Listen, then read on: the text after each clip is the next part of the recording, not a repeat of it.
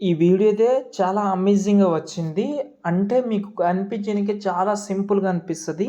వీలుంటే ఇన్‌స్టాగ్రామ్‌లో పెట్టాను. చాలా అమేజింగ్ అయితే ఉంటది. ఒకసారి చూడండి.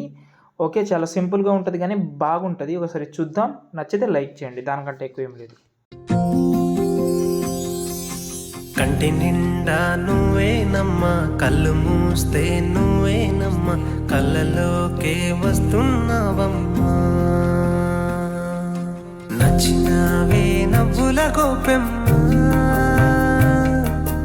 గుండె నిండా నీదే పాటమ్మా. చూశారు కదా! వీడియో అయితే చాలా అమేజింగ్ అయితే ఉంటది. నా ఇన్నర్ ఫీలింగ్ మీరు ఒకసారి ఇన్‌స్టాగ్రామ్‌లో చూడండి. మీకు నచ్చితే ఓకే. నచ్చకపోతే స్కిప్ చేసేయండి. ఓకే. మీరు బ్యాడ్ కామెంట్ పెట్టినా నో ప్రాబ్లమ్. ఓకే. ఏందంటే ఇందులో నేను ఫోటోస్ అయితే ఏం పెట్టలేదు. ఎందుకంటే కొన్ని ప్రాబ్లమ్ వల్ల ఫోటోస్ పెట్టలేదు. ఎందుకంటే నేను ఈ ఫోటోస్ అయితే ఇన్‌స్టాగ్రామ్ నుంచి డౌన్లోడ్ చేసుకొని పెట్టుకున్నాను. ఇప్పుడు ఈ పర్సన్ అంటే ఇందులో ఉన్న గర్ల్ ఉన్నారు కదా! వాళ్ళు మళ్ళీ మీరు ఫోటో ఎందుకు పెట్టారని అనుకుంటే నాకు ఇబ్బంది అయితది. కాబట్టి పెట్టలేదు. నేను మాత్రమే యూజ్ చేసిన. వాళ్ళ పర్మిషన్ వాళ్ళకు మెసేజ్ చేస్తాను. పర్మిషన్ ట్రై చేస్తాను. ఓకేనా? ఓకే. మీకు ఫోటో ఒకవేళ కావాలంటే నేను పెడతాను. మీరు వేరే ఫోటో పెట్టినా నో ప్రాబ్లమ్. ఓకేనా? ఫోటోస్‌కి యానిమేషన్ చెప్పేస్తాను. వీడియో లాస్ట్ వరకు చూడండి. పెద్ద ప్రాసెస్ అయితే ఏముండదు అందులో.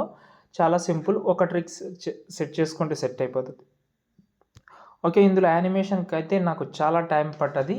కానీ మీకు అసలు ఆ టైం అనేది ఉండదు. అంటే ఆ యానిమేషన్ అంటే స్టార్టింగ్‌లో ఆ బీట్ అనేది బ్లాక్ అండ్ వైట్‌లో వస్తది కదా!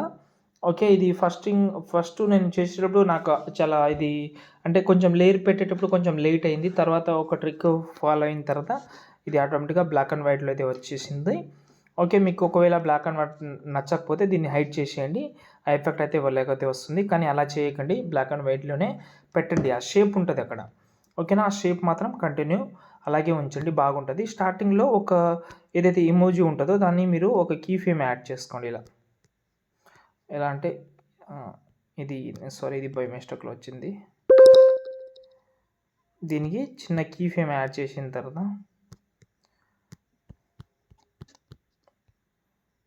యానిమేషన్ అయితే చాలా అమేజింగ్ అయితే ఉంటది. ట్రై చేయండి దానికి యానిమేషన్ పెట్టిన తర్వాత.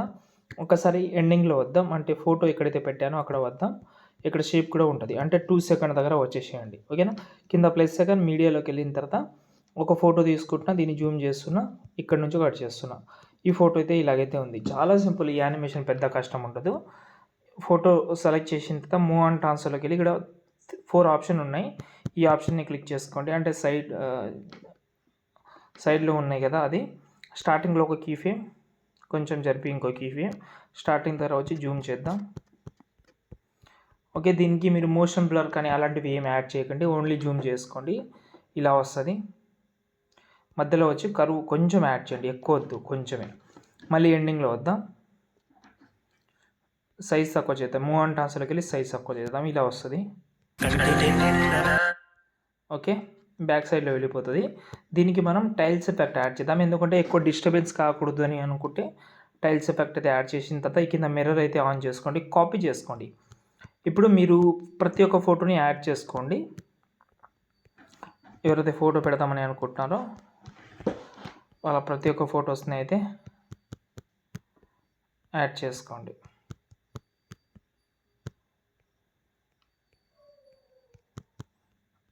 ఓకే. ఇలాగైతే సెలెక్ట్ చేసుకోండి. పేస్ట్ స్టైల్ పక్కన యారో క్లిక్ చేసి కలర్ ఆప్షన్ ఆఫ్ చేసి పేస్ట్ చేస్తే అన్ని ఫోటోకి యానిమేషన్ వచ్చేస్తది. దాని తర్వాత సేవ్ చేసుకోండి. ఇంకేమైనా డౌట్ ఉంటే కామెంట్ చేయండి.